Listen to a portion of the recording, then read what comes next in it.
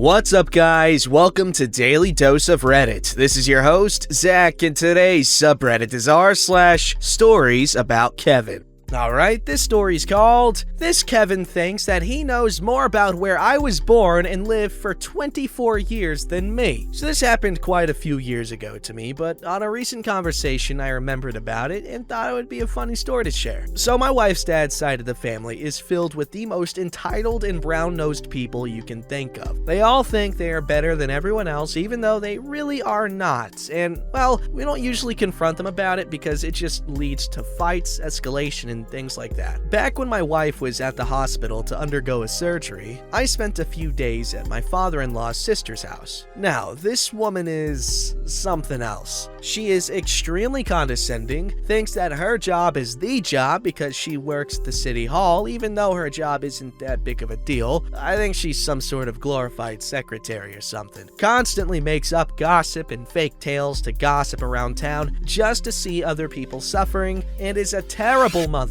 I could go on for hours about her, but this particular tale isn't about her. Oh no, it's about her husband, Kevin. Kevin is a moron, but he's a moron that thinks that he's smarter than everyone else. He will say the most ridiculous things you can imagine, and if you try to talk back or tell him he's wrong, he will throw a fit and rant for hours about how he is right about it and all these facts that he knows and that you don't, and if you say something like, "but there's nowhere speaking about this," then he will claim that he won because, "see, if you can't find it, it's because you don't know how to research it right." He also has a gambling problem where he spends a load of money on online auctions for broken trucks. Not that he ever repairs them or do anything, he just buys them and leaves them in his backyard to rot. One time I was told by my mother-in-law that he had spent over $20,000 on an old truck that only had the metal frame and wheels intact. He claimed that, "I can build a 2-floor mobile house with this," and to my knowledge, he never even began sketching the plans for it. Another thing is that he works as a mason, but he is terrible at it. He never takes measurements, lays down foundation, nor anything. He just pours cement, lays the brick, and done. If it stands, then it stands. If it doesn't, then it's the client's fault for messing with it. My father-in-law told me about one time where they were working on a house and Kevin placed the windows and used small wires to hold them in place. Now that you know a bit more about this individual, we can move on to the time where I had my first interaction with the guy. So I'm from Brazil, more specifically Rio de Janeiro, and I moved to the rural side of Sao Paulo to live with my wife. Like I said, she had to undergo surgery and I had spent a few days in my father-in-law's sister's, for convenience sake let's call her Karen's, house because it was closer to the hospital to visit my wife since I couldn't stay in the hospital since it wasn't allowed. One day we all had dinner together. Karen had made some cassava manioc. Seriously, America, what the hell is this name? And we were all eating at the dinner room. Then Kevin asked me where I was from and I said Rio de Janeiro. It was my first year there. They still didn't know me all that well and thought that was that. He would ask me about the beaches, landscapes, things like that. Then he turned to me and said, "So, which factory did you live in?" To which I had to pause for a second to process it. I turned to him and said, "What?" And then the following conversation happened. "Yes, which factory did you used to live in? After all, Rio de Janeiro is this giant factory complex." Assuming it was some kind of joke, I chuckled and said, "Well, I'm from blank. I never heard of it. What do they produce?" "I'm sorry?"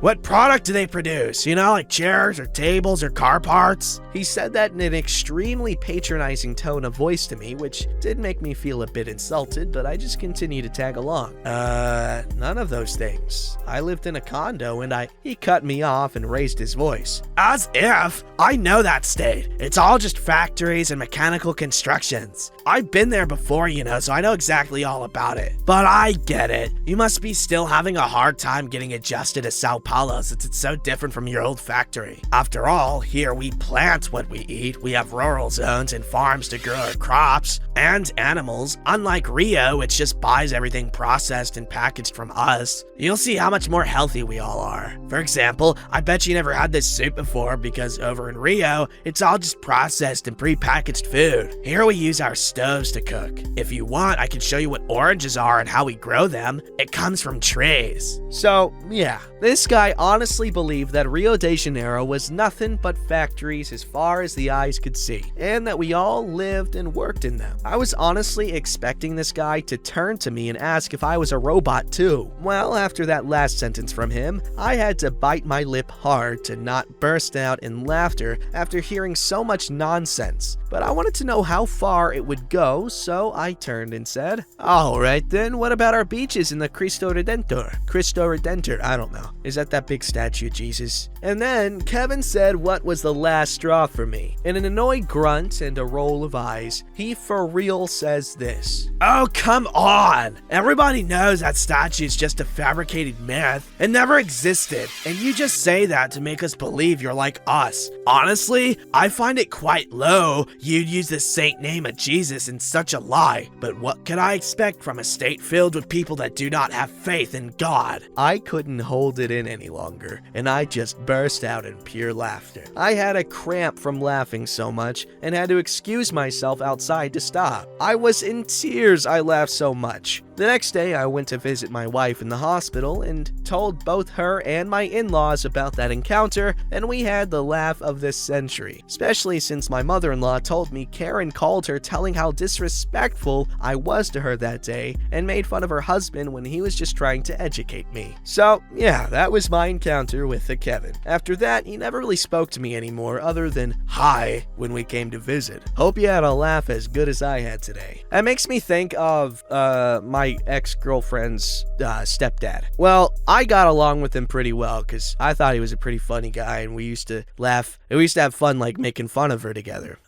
But she did not get along with him because he was kind of a bigot, more or less, and he would make stupid claims and stupid comments, and she would get so pissed off. Oh my god, it was funny. I still like the guy though. He was funny. But yeah, he definitely has a little bit of work to do on himself in terms of character.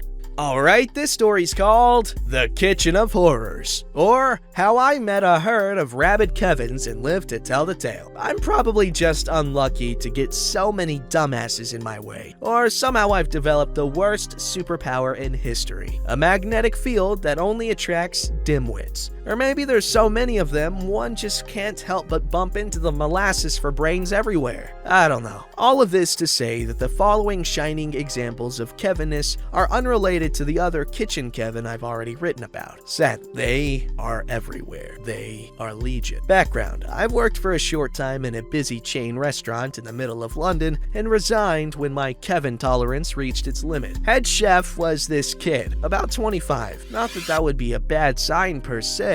I've done a cooking course under a 22-year-old chef who is a natural talent and a genius. But this guy, 1 year earlier, was working as a runner, had no experience and, as it came out later, no formal knowledge or training. He did work hard, but not smart. Kitchen had an incredibly high turnover rate. Staff was coming and going on average of at least one change a week, either someone resigning or someone else coming in. Not a good sign. Now down to the Kevinalities. Head Kevin had no fucking clue about organization, teamwork, or task distribution. Basically, it was everyone for himself. An example: you have 3 burgers with sweet potato fries on the ticket. One with cheddar cheese and bacon, the other with red Leicester, I don't know, an onion ring. A good kitchen team of 3 gets one to grill the burgers and drop the fries, another to cut, toast, and prepare the bread with lettuce, tomato, and whatnot, and the third one on the pass to handle the rest, warming the plates under the pass lights, preparing the sauce pots, garnish, and so on. Check everything and sending the food to the customers. This kitchen worked on, you get the ticket, you handle it from start to finish, resulting in chefs tripping all over each other, dishes prepared twice twice or not at all, traffic jams on the counter, and no final quality control. Both head Kevin and second Kevin, they were actually housemates, had no idea what cross-contamination was, and to this day, I'm fairly certain they both faked their online courses on health and safety. Once, second Kevin had to prepare some bacon strips. He grabbed a bag of uncooked bacon, laid it on the pass. First goddamn huge mistake. Raw meat on the counter where you assemble the dish you're sending to the customer, took a brown cutting board, the one that's color-coded to be used exclusively for stuff like onions, raw potatoes, and such, a yellow knife, aka the one color-coded to be used exclusively for cooked meat, and starts chopping. One of the floor managers comes in, sees that, his face goes white, takes everything from under second Kevin, moves the proper red-colored board and knife on the counter in the raw prep area, and drops the rest in the dishwater straight away. Second Kevin gets upset because he didn't understand what was wrong. Well, yeah, cross-contamination is bad, but I'm fairly certain that bacon isn't raw. Like, even if it's like uncooked, quote-unquote, it's still a cured meat, so you're safe to eat it like that, as is. But still, dangerous, because what if it wasn't bacon?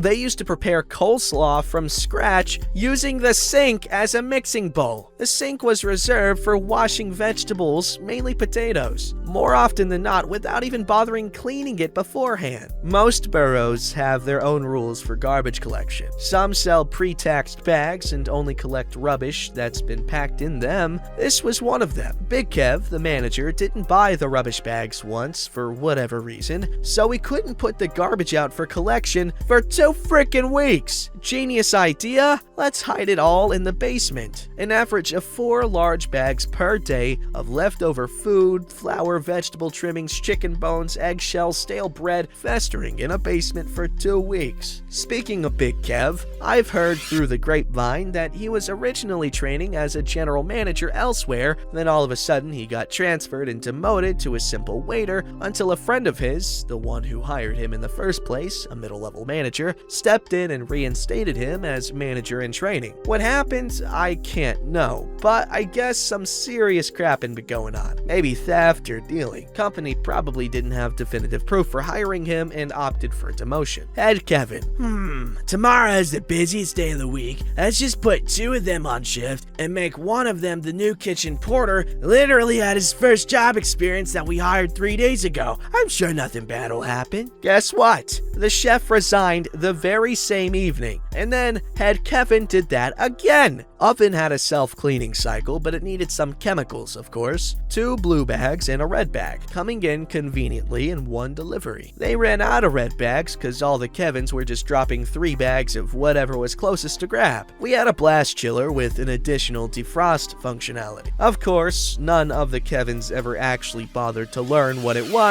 was its purpose, and how to use it. They were using it as a spare fridge, or to cool down preps before the walk-in fridge. Or so they thought. They never realized it was set on defrost all the time, keeping all the food in that nice, comfortable temperature range for bacteria to reproduce like crazy. Or, to quote Chef Ramsay, "You're trying to kill someone, you freaking donkeys." Oh my god, that's terrifying. You never know how mismanaged a kitchen is when you go to a restaurant. I mean, I'm sure that, some smart people could figure it out just by looking. But as someone who is always blissfully naive and just has the utmost trust in like anyone, I never have a problem with going to restaurants. Like, it's not something that bothers me. Unless like I get sick from it, then like, yeah. But I haven't gotten sick from eating food at a restaurant, not that I can tell. But when I was in Pakistan, I did. Twice. I almost died. Twice. It was terrible. Oof. God, I hate food poisoning.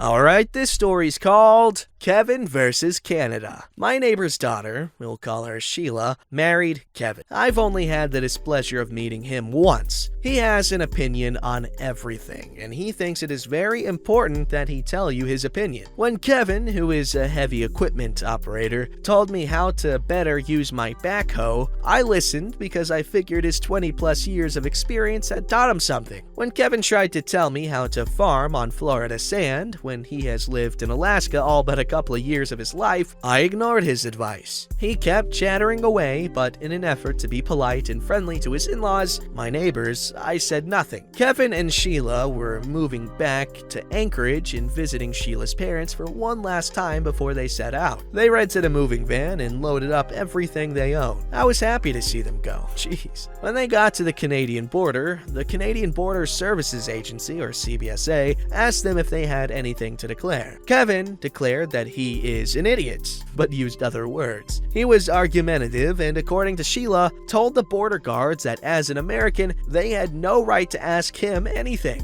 Oh my god.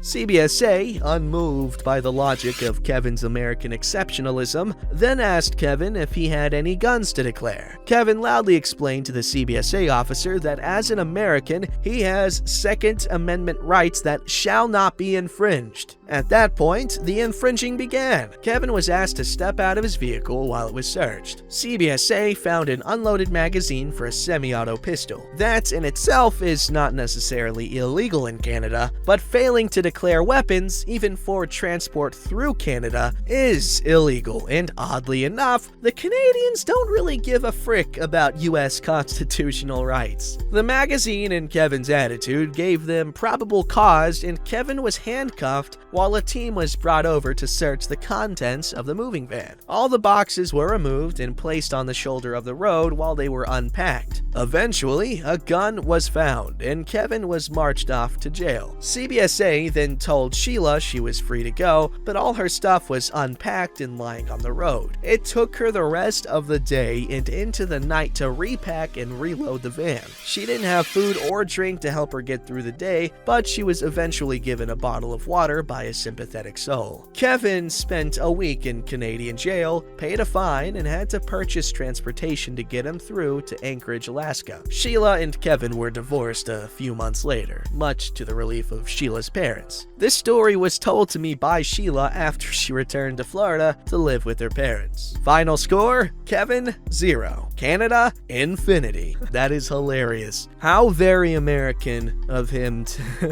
to be like, I've got the Second Amendment. You can't take my goddamn guns. Sir, this is Canada. Yeah, they're scared of guns up there. Don't forget to like, subscribe, and hit that bell to never miss an episode.